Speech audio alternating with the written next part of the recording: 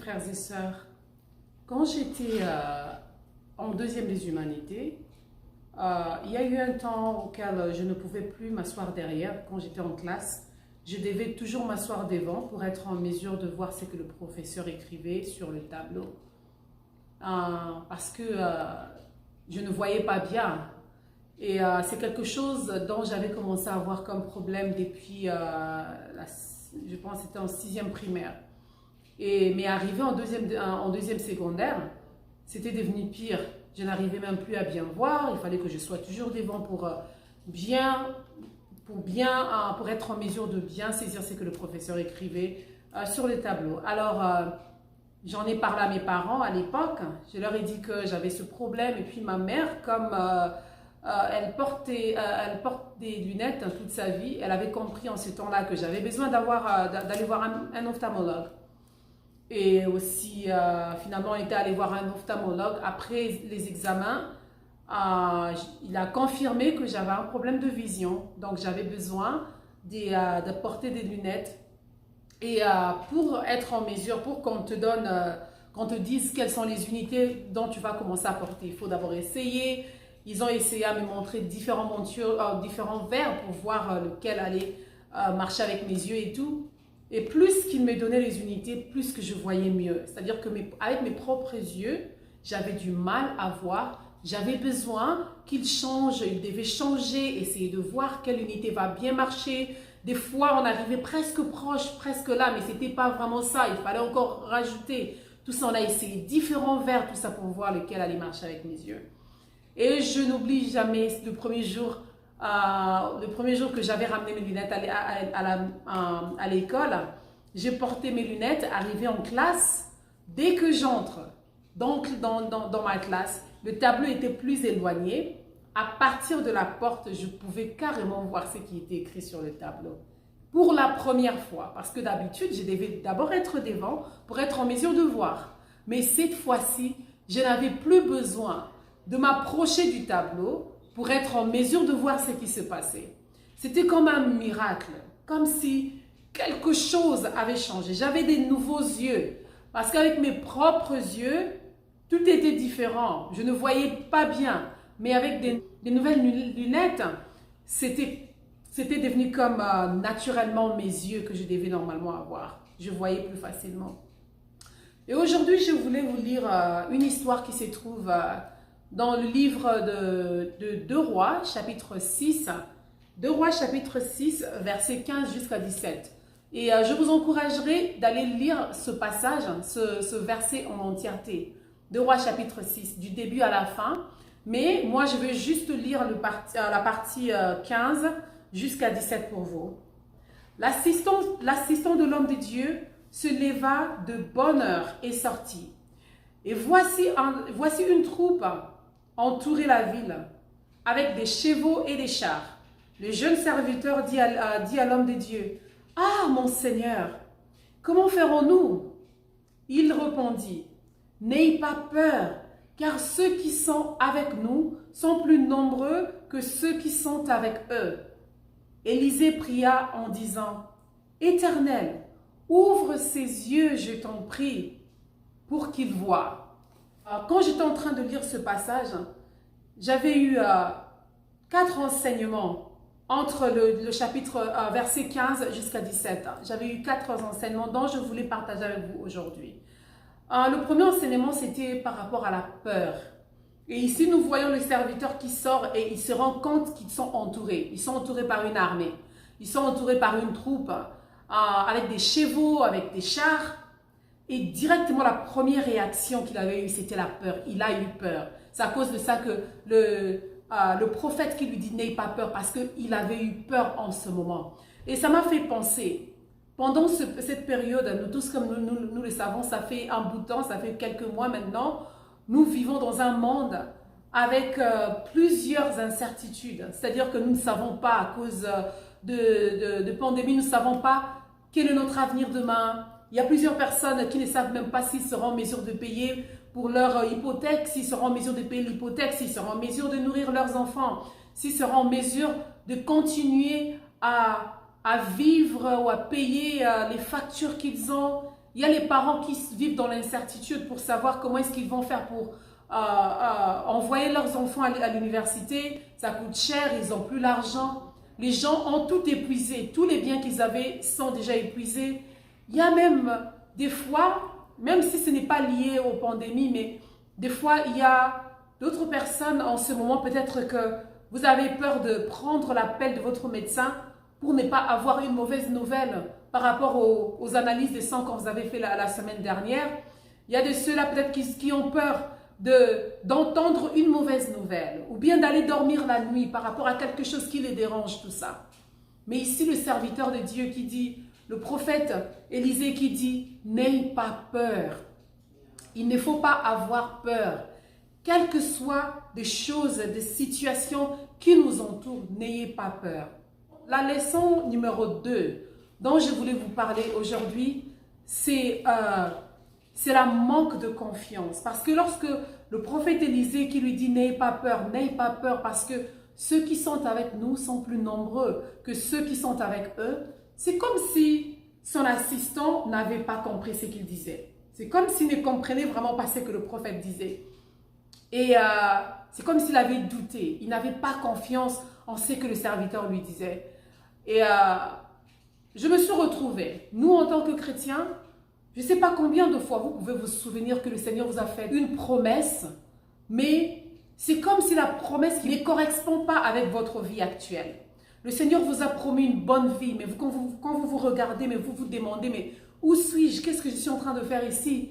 Mais quand est-ce que je vais prospérer? Ou bien quand est-ce que j'aurai une bonne santé? Quand est-ce que ceci va se passer? Quand est-ce que cela va se passer? On commence à douter de la promesse de Dieu. On n'a plus confiance en lui. Il nous dit des choses. Il nous dit des choses dans notre vie. Il nous dit, n'ayez pas peur. Je sais que tu es en train de souffrir financièrement maintenant, mais ça va passer. N'ayez pas peur, je suis avec toi. Tu manques aujourd'hui, mais je vais te donner demain. Mais quand tu vois que ça, c'est continuel, c'est quelque chose, une situation qui ne s'arrête pas, qui ne s'améliore pas, on commence à douter de sa parole. On commence à douter de ses promesses dans notre vie.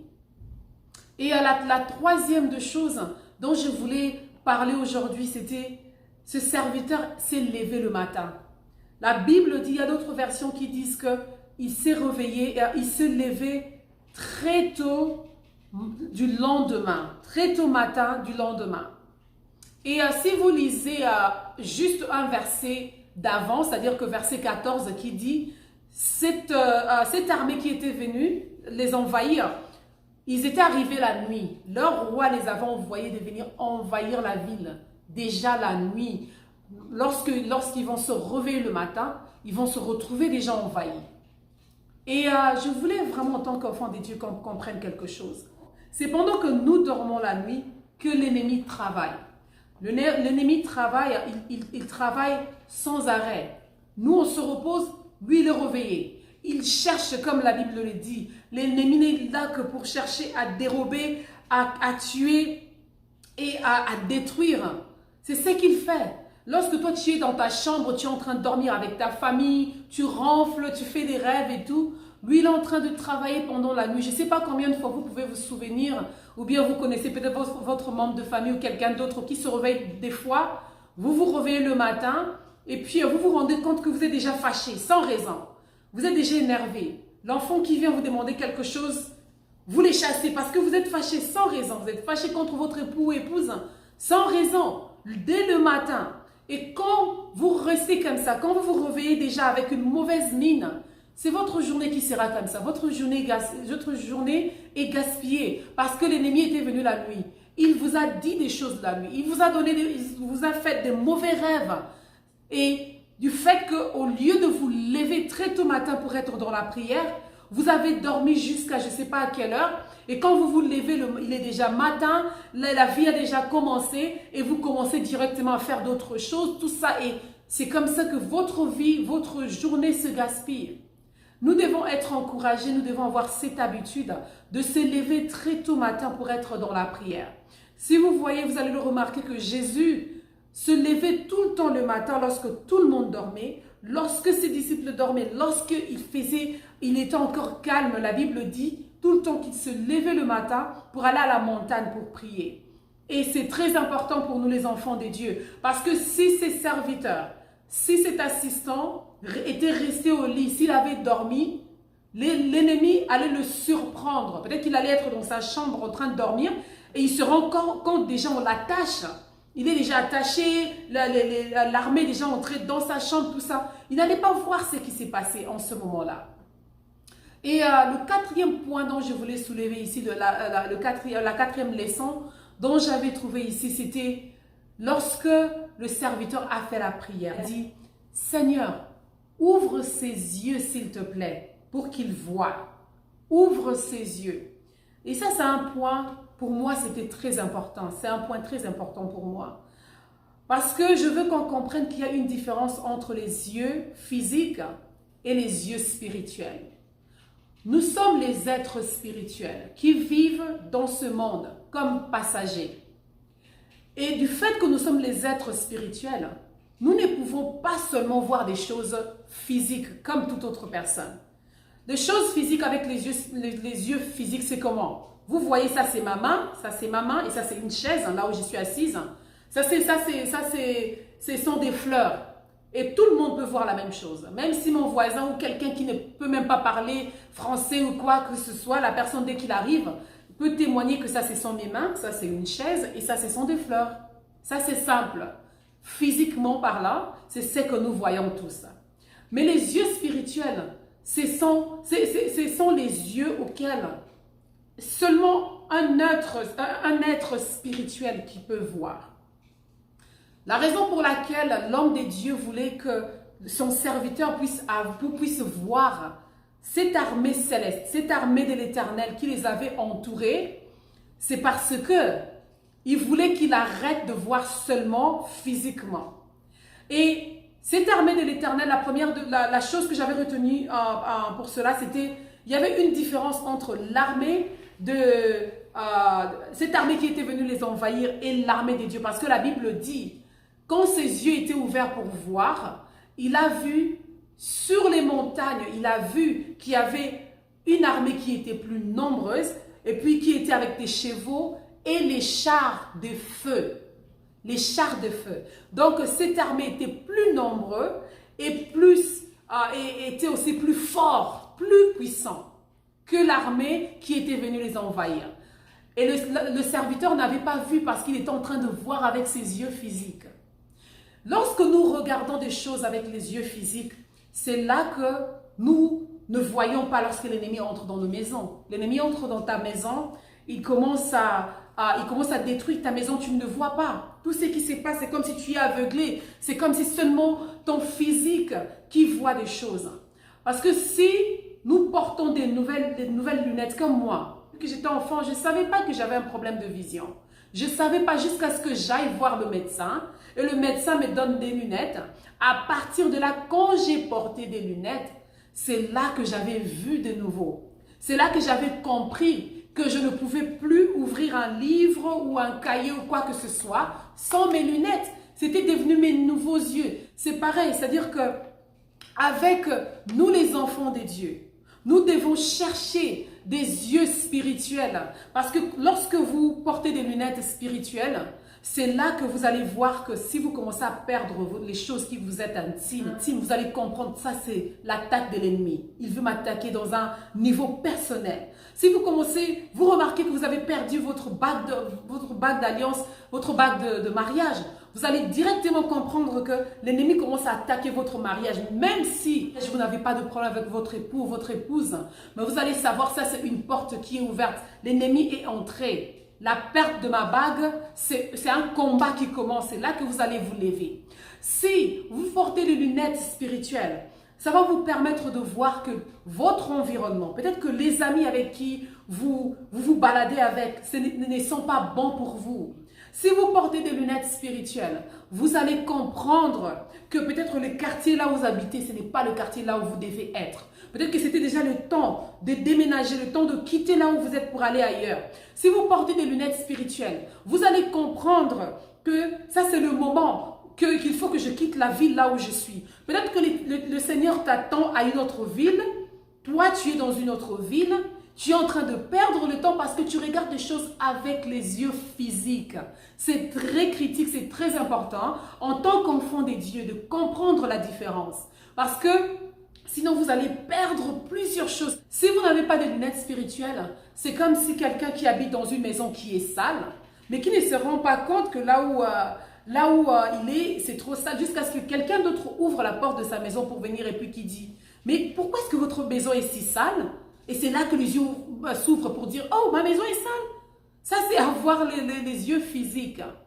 Et si vous avez les yeux spirituels, même là où vous priez, le Seigneur va vous ouvrir les yeux pour vous dire si ce n'est pas là où vous devez être, si ce n'est pas là où il veut que vous soyez, si ce n'est pas là où il veut vous bénir spirituellement ou même dans votre ministère.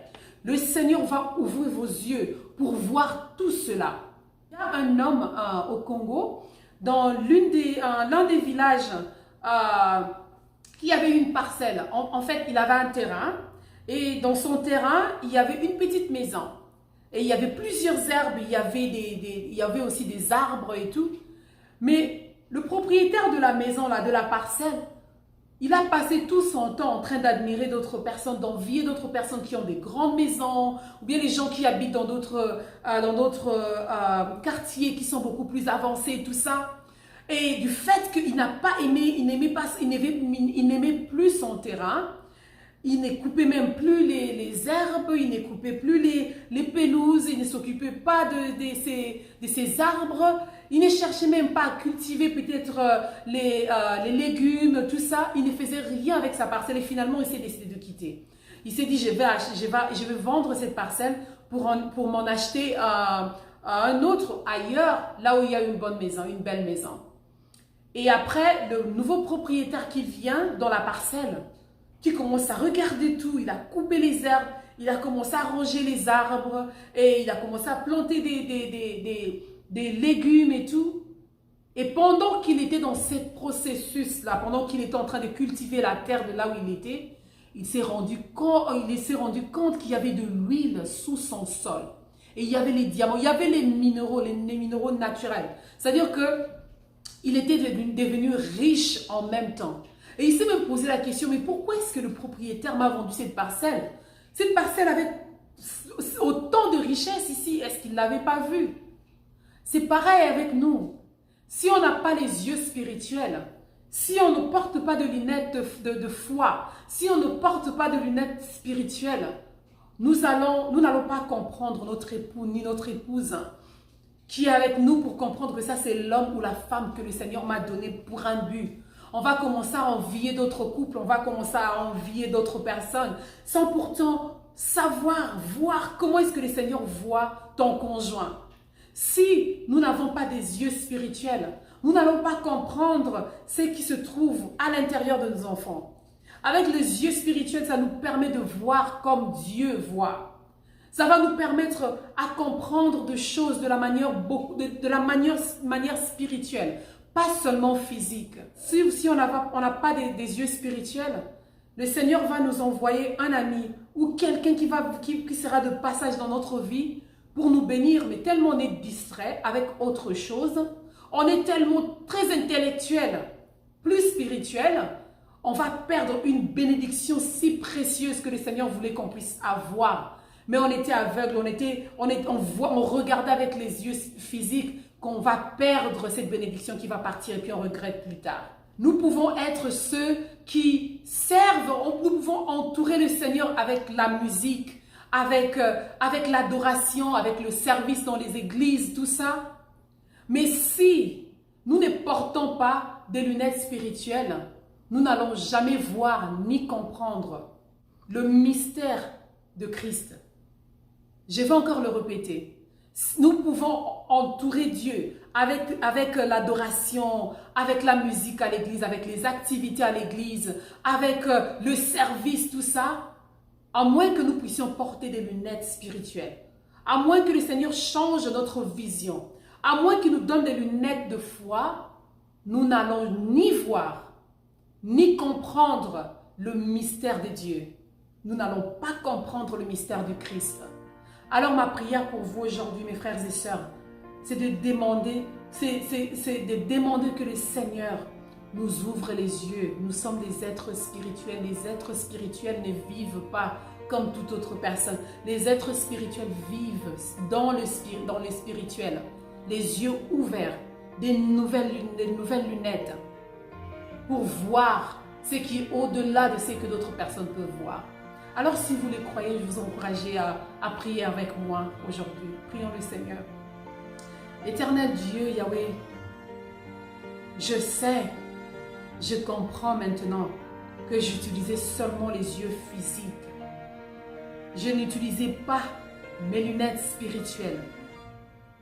Yahweh, je demande aujourd'hui que tu ouvres mes yeux pour que je puisse voir au-delà de ce qui est palpable, au-delà de ce que je peux voir maintenant.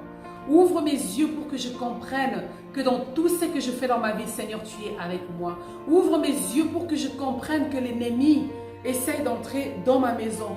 Ouvre mes yeux pour que je comprenne que je ne suis pas peut-être à un lieu ou un endroit là où je dois être, où tu m'attends ailleurs. Seigneur, ouvre nos yeux pour que nous puissions comprendre tout cela. Et tout cela, nous allons seulement le comprendre si nous nous levons très tôt matin dans la prière, te chercher profondément. Béni soit ton nom, Seigneur. Dans le nom puissant de Jésus, nous avons ainsi prié. Amen. Que le Seigneur vous bénisse et on se revoit encore ici la prochaine fois. Merci, au revoir.